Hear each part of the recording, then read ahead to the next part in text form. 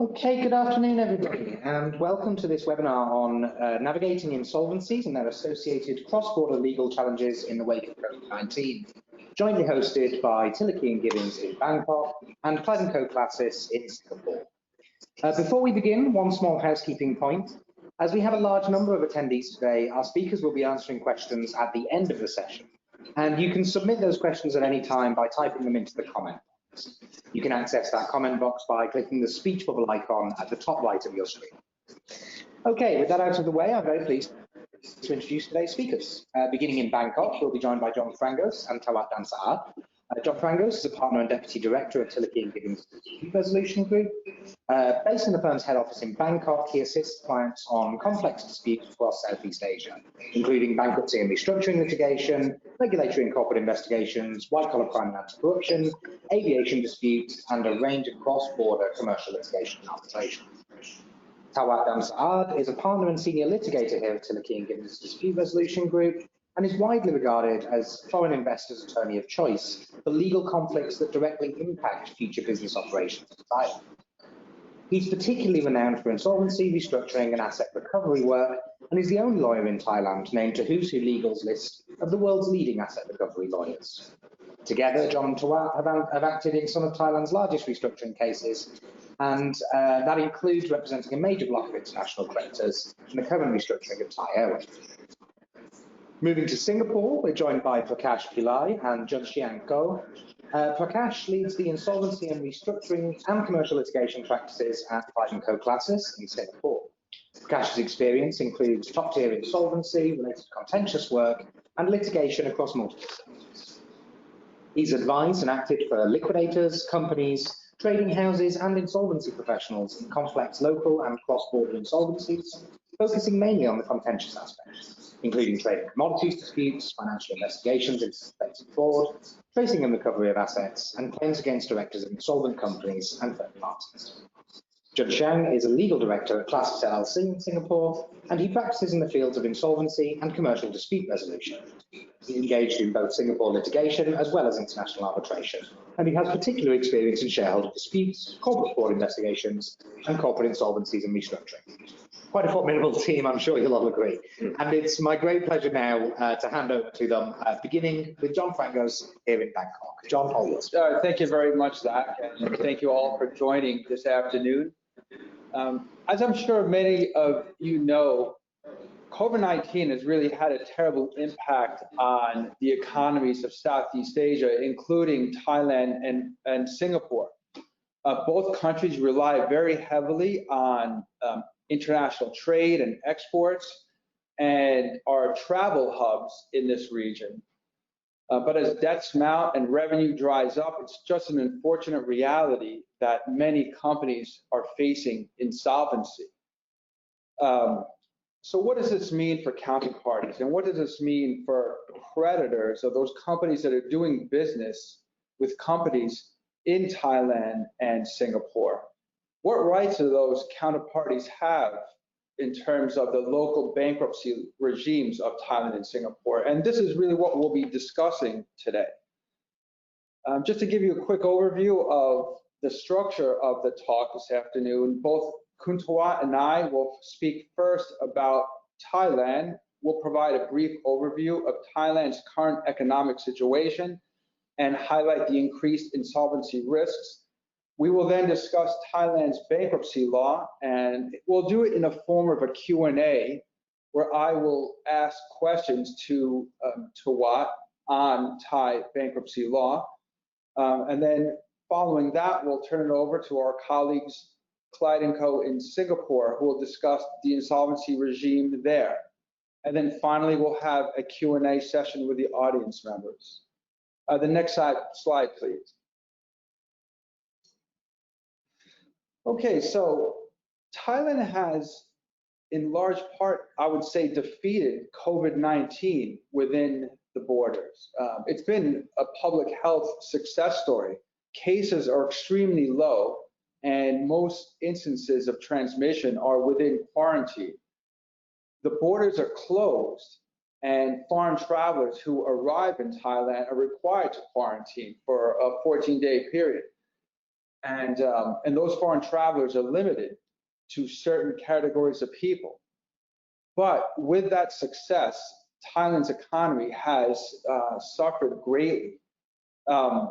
Just looking at the statistics, the World Bank has predicted that the Thai economy will shrink by 5% this year, which is a tremendous amount. Deloitte puts the number even higher. They predict that GDP growth will shrink by 7.3%. Now, these are some of the most significant declines in the region. I mean, in large part, this has been caused by the plunging tourist numbers and foreign investment in Thailand. Thailand, like other countries in Southeast Asia, but Thailand in particular, is very reliant on foreign tourism for its economy. Something like 15% of the Thai economy, of GDP in Thailand, is dependent on foreign tourism. And without the tourists, other areas of the economy have suffered. You can see here in the statistics I've put up on the screen here, 70% of Thailand's workforce has seen their income, their monthly income, decline by a fairly significant amount, 47%. And then you have another striking statistic where 75% of small businesses related to tourism have had their revenues decline by 3/4. Now, this is having a great impact and certainly increases the risk of insolvency in Thailand. The next slide, please. So this has resulted in some very high-profile insolvencies this year. The most high-profile one being Thai Airways, the national carrier. And Zach referred to this case earlier. This is the biggest bankruptcy case in Thai history. Thai Airways is one of the biggest companies in Thailand, and while it was having financial trouble for many years, was forced to seek bankruptcy protection by entering what we call rehabilitation under Thai bankruptcy law, which we'll be talking about in a few minutes. But Thai Airways was forced to file for rehabilitation because of COVID-19. Their business just completely dried up, as it has for airlines and aviation companies around the world. In addition to Thai Airways, another significant Thai airline called Nak Air, a domestic and regional airline, has filed for business rehabilitation. Then moving to the real estate sector, Pace Development Corporation, another fairly large Thai company that is perhaps most well known for developing one of Thailand's tallest buildings, the Mahanakorn building. When it was built, it was the tallest building in Thailand, and also for being the global franchisor for the Dean and DeLuca restaurant business. But this company, Pace Development Corporation, a public company in Thailand, has had to file for rehabilitation in a high-profile case. Now, more companies are expected to follow. Insolvencies will likely continue. So this is just something which creditors around the world and companies have to take into consideration. And the next slide, please. So when a company does face insolvency in Thailand, what options are available both to that debtor as well as the creditors? Under Thai bankruptcy law, there's something called business rehabilitation, which you'll see here in this chart on the right side. And then there's also bankruptcy. So I'll now ask Kuntawat if you could provide just a general overview and some of the differences between bankruptcy and business rehabilitation. Bankruptcy and business rehabilitation are the proceedings governed by the Bankruptcy Act of Thailand. So for under Bankruptcy Act, we can start with the bankruptcy, the requirement. The debtor who is insolvent had to be had been domiciled in Thailand or doing business in Thailand, and they have to be insolvent And for the bankruptcy, only requirement is that they have the debtor is insolvent, so they can go bankrupt.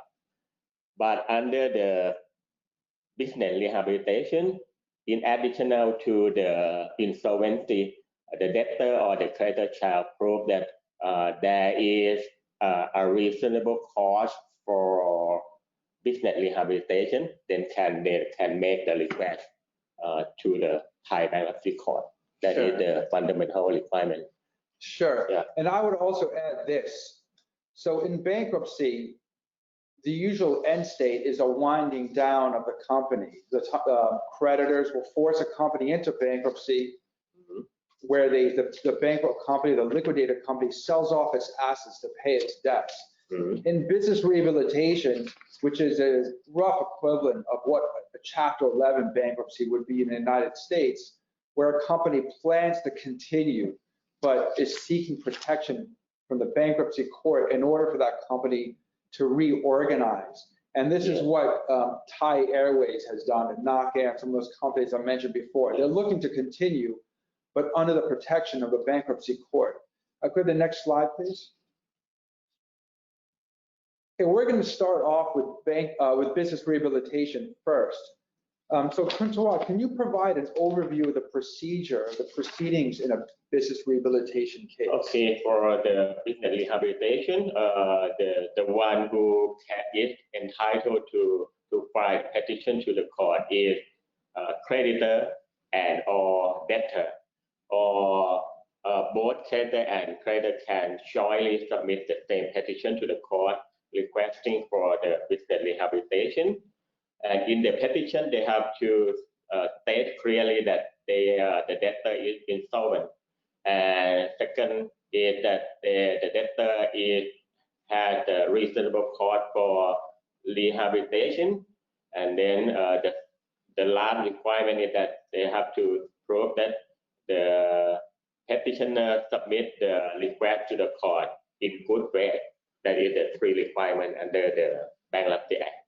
Sure. So once those requirements are met, the court will approve the rehabilitation or accept the petition for consideration. On the first day when the petitioner submit the petition to the court will accept it for consideration. Right. Yeah. And the court will schedule for, I want to say, the investigative hearing whether there is a chance for rehabilitation or not. Right. And so just to give another quick overview of the proceedings, once the court holds the investigative hearing, if assuming the court approves the rehabilitation, then a plan prepare is approved as well. The plan prepare is the party nominated by the petitioner to prepare the rehabilitation plan. All right. Sometimes the debtor itself purport to be the plan preparer. Right. Yeah. Like in Thai Airways case, for example, where Thai Airways, their directors are the plan prepare, as well as EY, Ernst & Young. Jointly with EY. Yes. Right. Yes.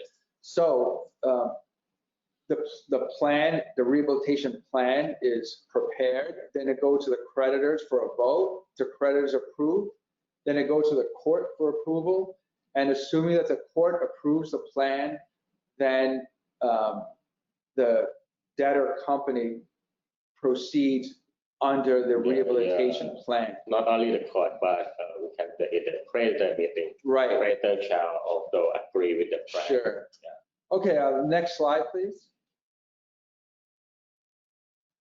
Okay, I think we touched upon this about the requirements for business rehabilitation already. So why don't we go to the next slide, given our time. Okay, so who can file the business rehabilitation petition? Yeah, as I said earlier, it could be a debtor, a creditor, but the debt shall be not less than 10 million baht. Right. Yeah. Anyone can, any creditor or debtor or jointly, or sometimes under the rehabilitation proceeding, the government agency can also request for the rehabilitation. So if we look at the Thai Airways case, that was the debtor. Thai Airways would fit into this second bullet point here, Yes. being an insolvent debtor. Yeah, the Thai Airways, is a listed company. Right. 100 or 1,000 shareholder. Okay, next slide, please. So in business rehabilitation, there's a very critical component known as the automatic stay. In other jurisdictions, it's called a moratorium. Kuntawa, can you describe what the automatic stay is? On the date that the debtor or creditor submit the petition for rehabilitation to the court, then they will get some so-called protection, right? We call automatic stay or moratorium, as John said. Automatic stay is a measure preventing creditor from enforcing the debt repayment against the debtor asset, and also to prevent creditor from filing a civil suit or a bankruptcy claim in relation to the debtor business. They want to have a temporary protection for the debtor business. Right, and as I mentioned, this is really a critical component of business rehabilitation because it provides a debtor that protection, as Kuntawa mentioned, from creditors and allows that debtor to try to continue its business where it has relief from lawsuits and other actions against its assets. And one important thing about the automatic stay is that it comes into effect as soon as the bankruptcy court accepts the rehabilitation petition. Now that should be distinguished between when the court approves the business rehabilitation petition. So when the court just accepts the petition for consideration, the automatic stay goes into force. And so once that filing is done, creditors cannot file against a debtor. Yeah. Right. The next slide, please. Okay, now, I mean, they are very detailed of the automatic stay measure. For example, no civil action taken against a debtor or connection with the debtor asset, or no execution taken against a debtor asset except perishable property. The property owner, prohibited from recovering their property, and no debt repayment allowed. Even that it's due or not, it's not allowed except for normal cost of a debtor business. And another thing is no suspension of public utility services such as electricity, water, or telephone. Yes. So if someone, the consequence of the violating of automatic stay, if someone violates the automatic stay measurement, a juristic act or debt repayment in violation of automatic stay can be voided, and there are criminal punishment against the debtor who in breach of the measurement. For example, make a payment to some creditor, the crime under the Bankruptcy Act. And I have to say, we represent a lot of creditors, and it's the automatic stay which can be very, very frustrating because those creditors would like to be paid, and the automatic stay will prohibit the debtor from making those payments unless the transaction is considered to be within the normal course of the debtor's business. Now that phrase is not defined in Thai law, so there is room for interpretation of what's within a normal course of a debtor's business and what's without. So this is an issue that may go before a court. Of course, a creditor will try to argue your payment to us, debtor, is within the normal course of your business, so you have to pay us. Yeah. So normally we will advise or suggest the debtor to request for the court approval before they make any payment to the creditor. That's right. Yeah. Okay, the next slide, please.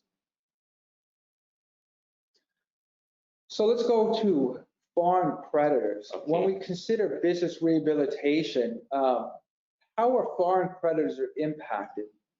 There are two things I can say. Two things for foreign creditor to consider. Normally, when a debtor request for business rehabilitation, the court will, during pending the court consideration, the court will ask the debtor to send the copy of the application to every creditor in Thailand or abroad. So there will be the foreign creditors will be informed. So what they can do is to they have to decide whether they want to make objection or not. And some for the foreign creditor who want to make the objection, they have to submit the objection to the court about 3 days before the investigative hearing. Mm-hmm. And they can challenge that the debtor is not insolvent, or there is no reasonable cause for rehabilitation, or they can say that the debtor does not act in good faith. And the court will take the objection into consideration.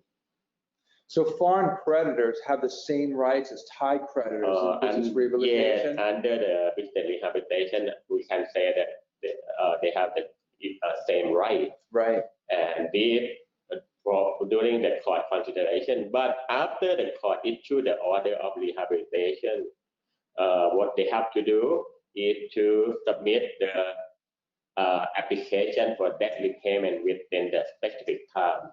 In this case, within 1 month from the date that the court appointed plan preparer. Right. Okay. So earlier I mentioned some of the travel restrictions that Thailand has in place because of COVID-19. Would that affect foreign creditors' rights to make those debt repayment applications? I can say that not at all. You can submit right now. The bankruptcy court and also the legal execution department will make you provide you with more convenience. You can submit the debt repayment through the what we can call e-application. You can do it to your website, very easy, and you can appoint a proxy to do it for you in Thailand. No need for company director or agent to come to Thailand. So I can say that there is no not the obstacle. Okay, thank you. Yeah. Okay, we have the next slide, please. So finally, exiting rehabilitation. When does this proceeding wrap up? When the proceeding wrap up, yeah, there could be, normally they have, in general, they have the plan administrator shall be run the company or try to complete the rehabilitation plan within 5 years. If they cannot do, they can request for another 2 years. So it's possible that they can succeed to run the business or recover the business under the plan, or it could it's possible that they fail. It means that they cannot make the company to survive. So in the latter, that the company shall go bankrupt. I see. So, yeah. Okay, well, that's a good segue to our next topic, which is bankruptcy. Go to the next slide, please. So you heard me earlier mention that there were 2 options in the Thai bankruptcy law, rehabilitation and bankruptcy. So now let's talk briefly about bankruptcy. Can you give a quick overview of how the bankruptcy proceedings play out? The same like in like the rehabilitation, the debtor who can go bankrupt, it can be the debtor who has domicile in Thailand or carry out the business in Thailand. And for the bankruptcy, it could be the natural person or juristic person can go bankrupt, and there is only one requirement for the bankruptcy, that is the insolvency. Okay. And for the company or the juristic person, the law requires that the debt is not less than 2 million baht for the company or 1 million baht for the natural person. So it's a lower threshold Lower, in bankruptcy. Yeah. Okay, the next slide, please.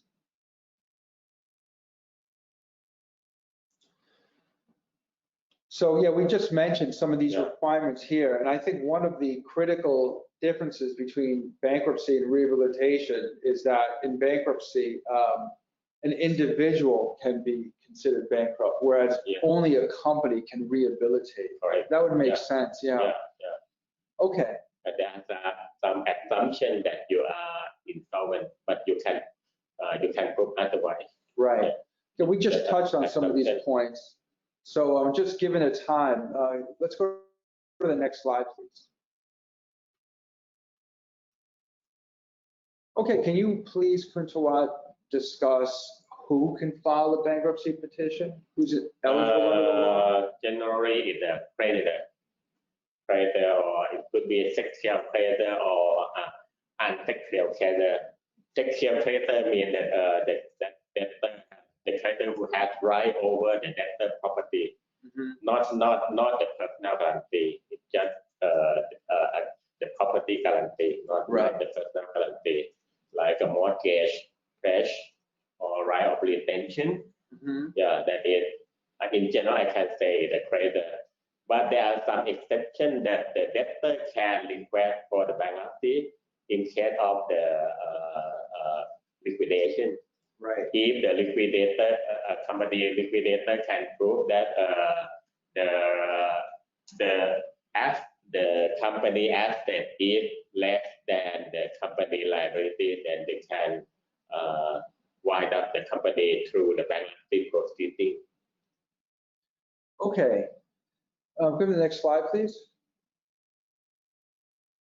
So now I'd like to discuss issues of foreign creditors in Thai bankruptcy proceedings. So let's say we have a Thai company that enters bankruptcy, not business rehabilitation. What can a foreign creditor do in this situation? What they can do is to, if the court order, if the bankruptcy court order absolute receivership to the debt or to the insolvent debtor, what the law requires a creditor to do is to submit the application for debt repayment. Even you are a judgment creditor, you have to submit, otherwise you will lose your right. And under the bankruptcy proceeding, any creditor shall submit the debt repayment to the court within 2 months from the date that the court issued the absolute receivership order. But if you are a creditor who is outside of Thailand, when we say creditor outside of Thailand, it not mean a foreign creditor. You could be a Thai creditor, but you stay outside of Thailand. You have another 2 months for submit the debt application repayment. And I would like to say here that for the foreign creditor, there are another requirement for the foreign creditor to request for debt repayment. It means that you have to, the law requires that judgment creditor shall, I want to say, reciprocity. You have foreign creditor shall prove that Thai creditor can request for debt repayment in your country.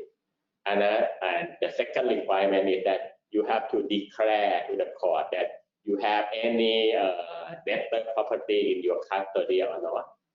There are 2 additional requirements for the foreign creditor. Right. So reciprocity, where for a foreign creditor, let's say a creditor in the United States would have to establish that a Thai creditor would be able to make a debt repayment claim within the laws of that particular state in the United States. Okay. Okay, well, this is our general overview of our presentation in Thailand. So I'd like to move to our colleagues in Singapore.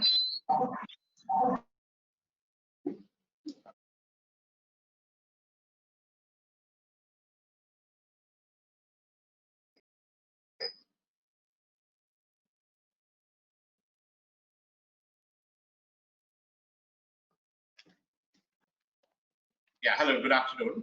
My name is Prakash. I was introduced earlier. I lead the insolvency practice in Singapore. I'm presenting with my colleague Jun Xiang. We're here to talk about the Singapore insolvency legal regime. Could our slides come on, please? So, we're talking about navigating insolvencies and the associated cross-border legal challenges, that we are focused on the Singaporean legal regime. Thanks very much for spending your afternoon with us. I know you might be distracted by the US elections, which is quite nail-biting. I certainly was for most of the day, but so we're very grateful that you are sacrificing that at least for an hour to be with us. Now, on the Singapore legal regime, the way we're going to do it, Jun Xiang, my colleague, and I are going to make presentations. Mine will be more contextual. I'll present some history and overview of the Singapore insolvency regime coming to the Insolvency Restructuring and Dissolution Act, which just recently come into force. And then Jun Xiang will actually go into the provisions and talk about the nuts and bolts of the regime. So you'll get an idea as to what the insolvency context and philosophy is for me, and the actual sort of knowledge of the technical provisions in the Act. So next slide, please. Now, COVID-19, is now no stranger to any of us. We know the damage and mayhem that it's caused.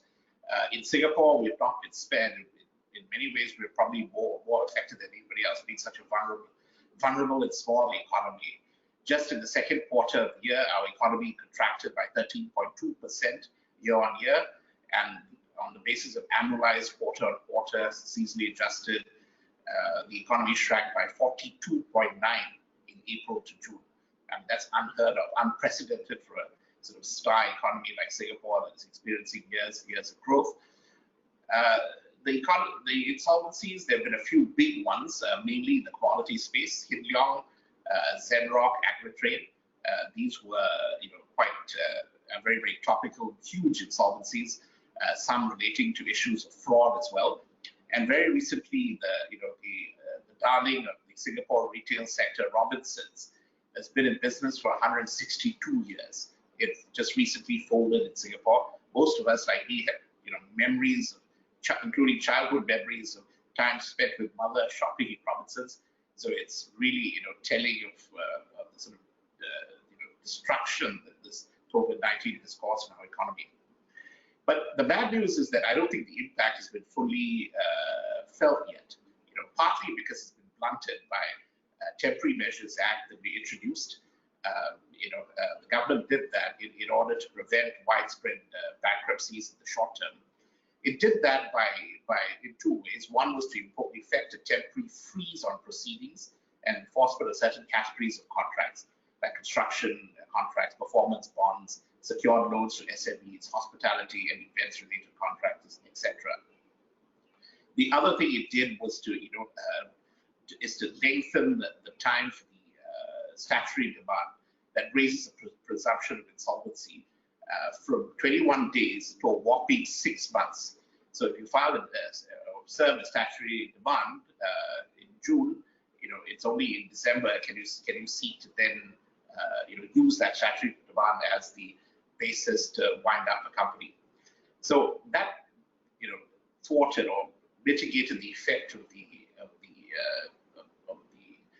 insolvency which would have ensued logically from the COVID-19 problem. But it's unfortunately the act has just expired. Some of the provisions are still the effect of some, like construction, and extended for a couple of months. But the full brunt is going to be felt very, very soon. And in the course of that, the government, having passed the insolvency, the IRDA, the Insolvency Restructuring and Dissolution Act, sometime in 2018, it didn't do anything to bring it into force until 30th July 2020. So you can see that it was planned, I guess, in the sense that the expiry of the Temporary Measures Act would necessitate the coming to being of this act in order to deal with the anticipated insolvency scenarios that would ensue from the pandemic. So that's what we are really discussing today. Next slide, please.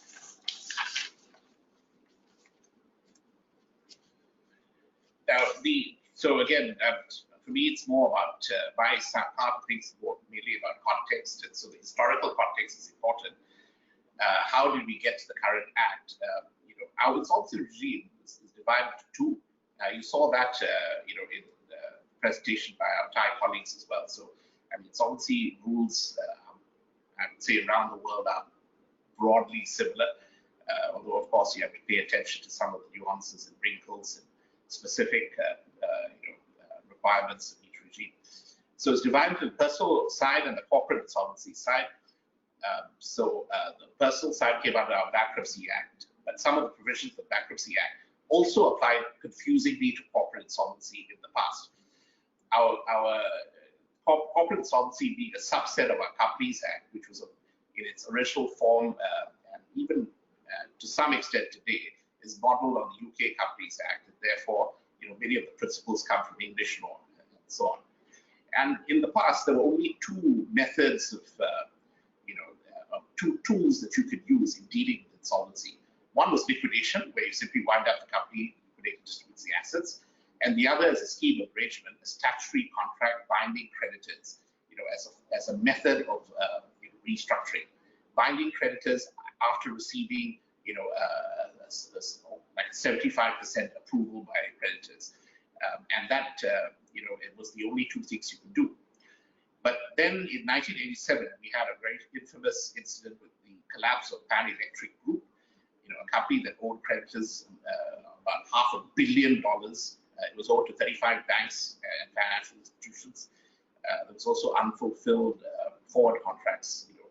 And what happened with that Pan Electric was that the stock exchanges of both Singapore and Kuala Lumpur were shut down for 3 days to prevent trading. That's the impact that had. And in the course of that, the government realized these tools that we had there, liquidation schemes, they were not enough. That's when they thought of this other creature, the judicial manager, again, inspired by John was talking about rehabilitation in the US. That's where, that idea came from, introducing the concept of a court-appointed officer who's there to rehabilitate the company, as another option as part of restructuring and rehabilitation of companies. And once that was introduced, the judicial manager concept was introduced in our insolvency regime. Since 1990 or so, there's been absolutely no major changes for something like 20 years. And for context, there was the 1997 Asian financial crisis and there was the 2008 global financial crisis. And in spite of both those crises, our laws were not updated. It was basically what it was from the time of the late 1980s, actually. Next slide, please.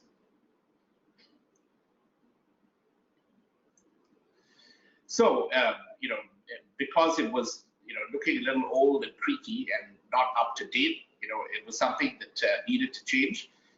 Singapore, being the kind of country that is not going to be behind the curve, it's going to be, it always tries to be ahead of the curve and takes advantage of regional and international trends. So insolvency was viewed was slightly differently, from 2010 onwards, as an opportunity for Singapore to position itself as an insolvency hub for restructuring. And that came on the back of committees that were formed by the government. In 2010, there was Insolvency Law Review Committee, and in 2015, which recommended an overhaul of our system, to adopt best practices, giving debtors more options to restructure and rescue their business, and the enactment of an Insolvency Act. That being because of the patchwork bankruptcy, Companies Act, insolvency regime that we had at the time. There was a feeling that it had to be unified and made into one omnibus act in order to give clarity and certainty. So the committees that were formed looked at it. They also, identified this as a strategic point for Singapore to be a hub for restructuring. And this also coincided with the shift in government economic policy. What happened in the past was that, Singapore being a financial center, on its path there, the laws were very creditor friendly. They allowed, creditors to, they wanted the banks to come and set up in Singapore. They wanted the use of Singapore as the hub for that sort of banking services and so on. And creditors were then given certain, there were certain advantages in the regime. A good example of that would be, protectionist laws like ring fencing, which essentially was a concept that assets of a foreign company in Singapore were ring fenced for the payments of debts and liabilities, which the company incurred in Singapore. And only if there were surpluses were they then remitted to the principal place of liquidation. So it was a localized protections favoring creditors who were based in Singapore. But but once the financial center structure was set up in Singapore, Singapore moved away from that and felt that in order to attract companies that were based here, creating regional headquarters, MNCs, all of that, basing their operations in Singapore. That moved away from the bank-focused approach to that of the company-focused approach, which again, from that, it brought into play debtor-related, provisions that gave the company options to restructure, as opposed to simply, well, there were already options, but to actually enhance those options to enable restructuring to take root, and as a result, the strategic objective of Singapore as being the hub for restructuring would be met. So that represented a shift. Next slide, please.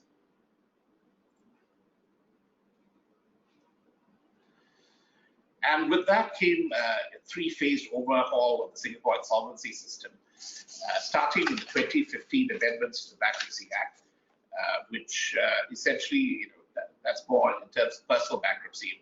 What it did was to give more clarity to when bankrupts would be discharged. It also allowed, required financial institutions to appoint private trustees instead of using the government official assignee. But that's on the bankruptcy provisions. What was more significant was the 2017 amendments. Some of the amendments were, that was the thing that changed the game with enhanced moratoriums. John had spoken earlier about that, the concept of a moratorium, which is basically a stay of proceedings against the company. And what it did, Jun Xiang, my colleagues, will speak about these points much more detailed, but very quickly and broadly. The enhanced moratoriums to schemes essentially meant that you would have an automatic stay upon filing of a scheme of arrangement, and the stay was for 1 month. So you just need to file that and get the stay. It brought in concepts of pre-packaged schemes of arrangement, where instead of going through the different tiers of court supervision, convene creditor meetings and so on, you convene the meetings yourself and just went to the court for purposes of sanction of the scheme. Rescue financing, in order to attract financiers, so that they would fund these companies, giving them super priorities should the company go into liquidation. It also, very interestingly and very importantly, adopted the ancestral model law on cross-border insolvency that allowed for sort of recognition of insolvencies that had its place of liquidation elsewhere, thereby giving, for instance, a Thai liquidator, the ability to come to Singapore, get the, as a member of the ancestral, the treaty, to be able to come to Singapore, able to then get the insolvency order recognized in Singapore, thereby controlling the asset of the Thai company that's in Singapore. And phase 3 came the Insolvency Restructuring and Dissolution Act, the RRDA. My colleague Jun Xiang will be going into that in far more detail than me. Just the next slide, please.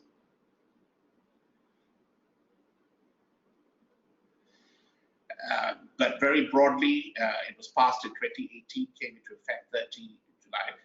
What it did was to repeal the Bankruptcy Act and put, all the insolvency provisions into an omnibus act called the IRDA. Also meant to be flexible. Remember, a debtor-centric approach now in Singapore, where the debtor has the flexibility to choose between many options, whether to liquidate itself, whether to go into a scheme, judicial management, and so on. So restructuring, rehabilitation versus liquidation, more scope for the debtor company to choose. And it draws its inspiration from Chapter 11 of the US Bankruptcy Code. I just want to hand over to Jun Sen to speak more about the IRDA. Thank you. Thank you, Prakash, and thank you everyone for participating. Under well, next slide first.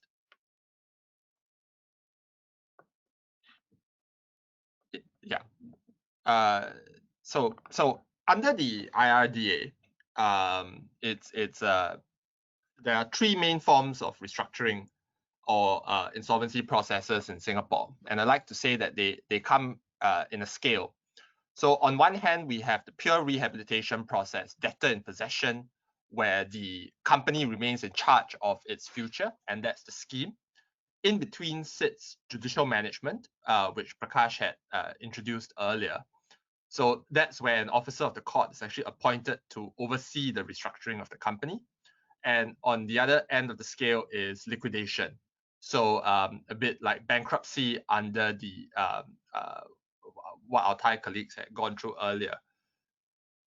So just to quickly move on, since we're a bit short on time. Next slide, please. Schemes. So schemes, as I mentioned earlier, are a debtor in possession regime.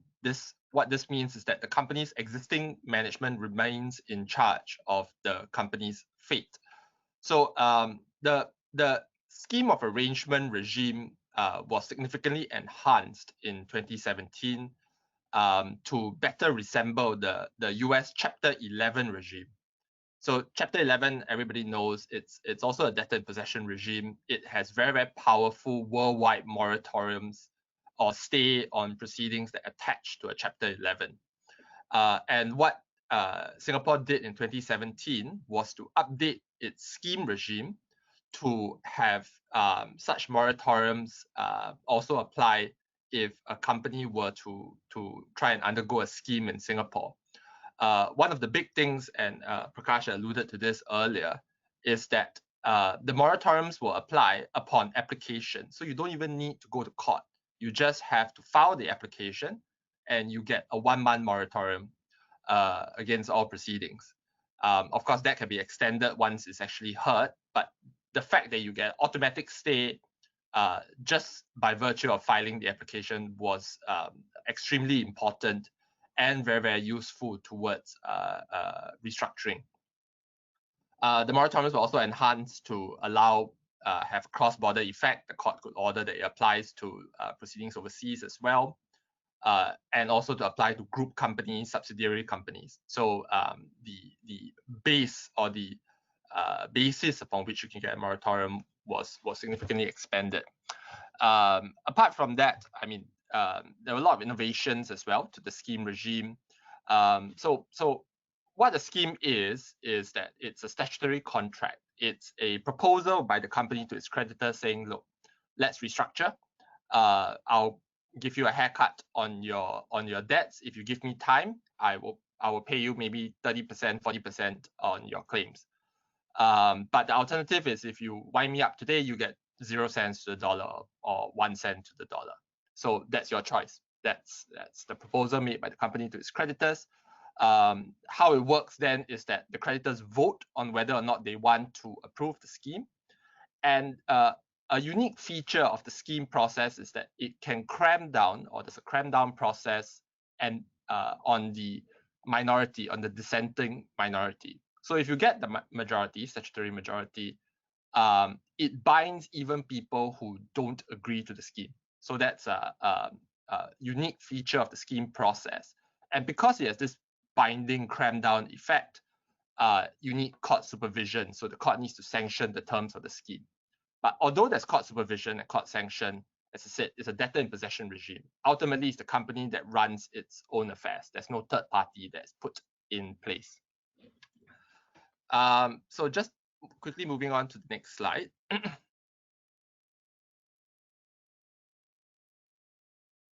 And that can be contrasted with the judicial management regime, where, as I said, the independent officer of the court is actually appointed by the court to oversee the restructuring. So this is usually, well, it's still a rehabilitation process. The company is still trying to rescue itself. And very often what the JM does when he's appointed is that he looks at the affairs of the company and he himself proposes a scheme. So he comes out and says, look, the only way that this company is going to survive is if we undergo a scheme of arrangement. So here's the proposal. But why JM and not scheme? I mean, generally it's because there is some lack of trust, or the creditors lack trust in the company's existing management. So you don't want the debtor to be in possession, because for various reasons. I mean, one reason being that it was the company that had messed itself up in the first place. So you don't trust them to get the company through it. But sometimes it's fraud, sometimes it's financial misconduct, like some high-profile ones in Singapore, Agritrade and Hin Leong. Okay, so the JM will either result in a successful rescue or it will fail and the company ends up in liquidation, which is the next slide, please. Liquidation, our Thai colleagues had gone through some of that earlier. It's similar to the bankruptcy regime in Thailand. It can be voluntary, compulsory, but what it ends up in is the dissolution of the company. So the liquidator is appointed, he collects the assets, distributes them, and then dissolves the company. Okay, so moving on. Other features of the modern insolvency regime in Singapore, just very, very quickly, under the IRDA, which, as Prakash mentioned, is really quite hot off the press, there have been some innovations to the regime. One is the introduction of a wrongful trading provision. So where a company is insolvent, the directors have to be very, very careful about what they do and how they cause the company to continue to trade. Because when a company is insolvent, unable to pay its debts as and when they fall due, the director cannot cause the company to continue to incur more debts and then hide behind the separate legal entity of the company and just let it go under. That's seen as, in some ways, a fraud on the creditors. So under the old regime, under the Companies Act, we had the regime of insolvent trading, which is what I had described. What it did was that it required a criminal conviction of the director before the director could be made personally liable for the debts that he caused the company to incur. What IRDA does is that it removes the need for criminal conviction. It rephrases the section as one, or the provision as being one of wrongful trading, and it creates certain safe harbor defenses. So if the director had acted honestly, he cannot be made personally liable. Then again, very, very quickly, I mean, what the Act does is that it restricts ipso facto clauses. Ipso facto clauses are clauses in contracts which say, if the company goes insolvent, I'm allowed to terminate the contract. So that's seen as a hindrance to restructuring, because obviously if everybody terminates contracts with the company, there's no way you can trade yourself out. So that the Act actually imposes a statutory restriction on that. It also statutorily allows for third-party funding of claims. So again, in the past, what used to happen is that liquidators would want to actually pursue claims to recover assets, but there's no money to do so. It would then have to approach the shareholders or creditors to try and get funding. There was a series of cases in Singapore which developed the law on. Essentially, it slowly opened up the sort of industry where liquidators could approach funders to try and get funds, and the funders could take a cut of the receipts. What the Act does is that it now expressly allows third-party fundings for certain types of claims, avoidance transactions, claims against fraudulent directors, that kind of thing. And it's meant to sit alongside the judge-made law. But I'm just going to spend a little bit more time on the in-sutra model law for cross-border insolvency, which is the next slide. So while we're waiting for the slide to pop up, what the UNCITRAL model law for cross-border insolvency does, well, it was adopted in the 2017 amendments, as Prakash mentioned. What it does is it provides for cross-border recognition of insolvency proceedings.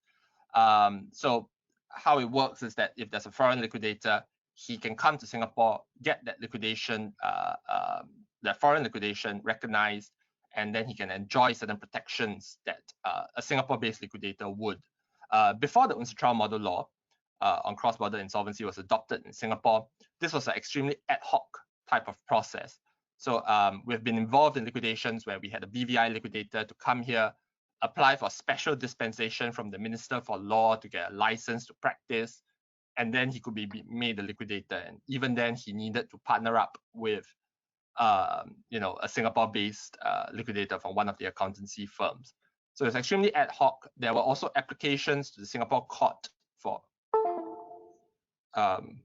such recognition of proceedings, and I mean, there were some conflicting decisions from the Singapore courts on what were the tests to be applied to recognize proceedings.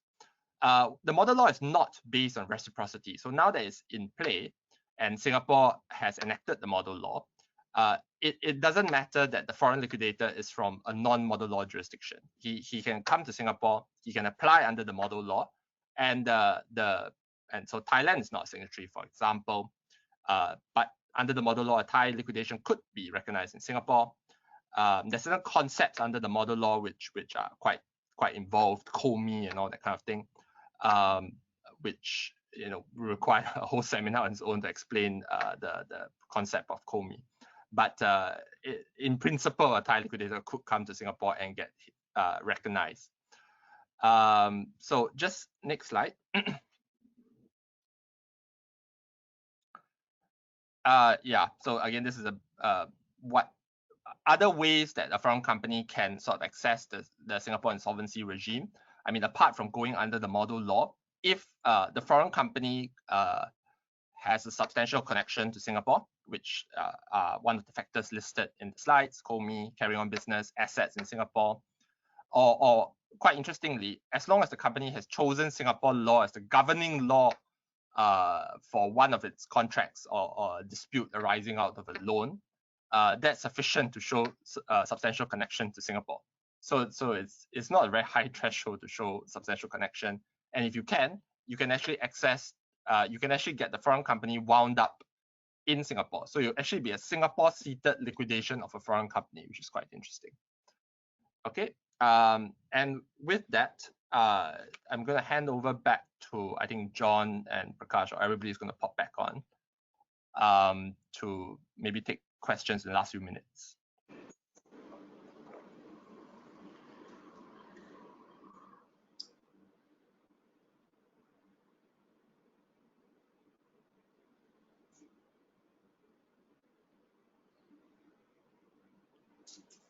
John, we've just lost your audio there. Okay. Hi, I'm sorry. Okay, one question that occurs to me as we've spoken this afternoon is, and this is to Prakash, where do you see things in the future in 2021 in the context of Southeast Asia and Singapore and Thailand for that matter? What are your views on that? Well, I mean, I think the prognosis is still pretty negative. Sad to say. The pandemic has sort of unleashed what the World Bank calls a triple shock on the economies of East Asia. There's the impact of the pandemic itself, the economic impact of containment measures, and the regional impact of the broader global recession. So a sort of triple whammy. The World Bank predicts that the ASEAN countries will contract by 4.7% in 2020. So it doesn't look good for next year. I mean, with this contraction going on, with the prognosis of more insolvencies to come through and so on. The one bright spot in Southeast Asia seems to be Vietnam, because there's some feeling that it'll grow by 2.8% this year, which is the highest of any country. So possibly them, they benefited quite a lot from the you know, the fallout between the US and China, the relocation of manufacturing to them. And I think they will, and they've contained the virus pretty well. So a combination of two things is a bit of a bright spot. In Singapore, again, it doesn't look that good. You know, the economy has been propped up largely by the temporary measures. Singapore per capita, or in terms of percentage of GDP, has the largest spend on temporary measures to prop up, 26.2%. But that's ending, or well, but virtually ended, except for a little bit at the end. We have seen a couple of things that have happened. The first wave of insolvencies have hit, some of the big ones, mostly small SMEs. With that, Singapore government has introduced simplified insolvency processes, so that if the company is an SMC, which has a turnover or annual revenue of 10 billion with liabilities of less than 2 billion, they can avail themselves of such simplified procedures. The liquidator then doesn't need to do anything other than just go in, just assess the situation, distribute assets, and so on, without all the usual obligations of pursuing claims and convening meetings and so on. So that's going to continue, and we think in 2020 we'll probably see more waves of insolvency in Singapore, and we'll probably start to take down some of the bigger boys. And with that comes, there will be a period of economic contraction which will go on for some time. That's our prognosis. Can I throw the question back at you, John? Looking at Thailand, is it going to be as is it going to sound as pessimistic as I'm sounding about Singapore? I think so, unfortunately. Even though, like I mentioned before, Thailand has got a grip on controlling the virus here, the economic outlook isn't good. And unless economies improve in export markets like the US and Europe, or places where Thailand exports its products to, and unless travel can resume safely to allow tourists to return to Thailand, at least for the near term, or until Thailand can diversify its economy sufficiently enough away from tourism where it can do other things, the economic problems will remain and likely continue, resulting in more insolvencies. Now, the Thai government has implemented various policies to provide soft loans and other sorts of safety nets for different companies, but at the same time, that will only go so far, and a lot of small businesses just won't. I can't see how they can survive in the long term. So, and not just small businesses, as we saw before, some major companies as well. I don't see how they're going to survive and without bankruptcy protection. Okay. Well, ladies and gentlemen, there's a question up here. I don't see any questions coming through the system. Also, I think we've sort of run out of time. We could have extended it if there were questions, but that's, I suppose, you need some pause for thought. This has been quite a lot of information you've got to digest, involving two jurisdictions primarily, as well as a sort of overview of Southeast Asia as well. We really hope you found these presentations and our discussion to be useful. Our contact details are all there in the presentation material. If you want to get a hold of any of us, feel free to do that. We're happy to answer questions, online, and happy to keep in touch as well. It's in November, so if we don't hear from you before then, I hope you have a good year and a good Christmas and a happy New Year as well. So, on behalf of my colleagues in Thailand and my colleague Jun Siang in Singapore, I wish you well, and hopefully 2021, for you at least, it ends up surprising us in the sense of being a good year. And with that, let us all say goodbye. Thank you very much. Goodbye. Thank you. Bye.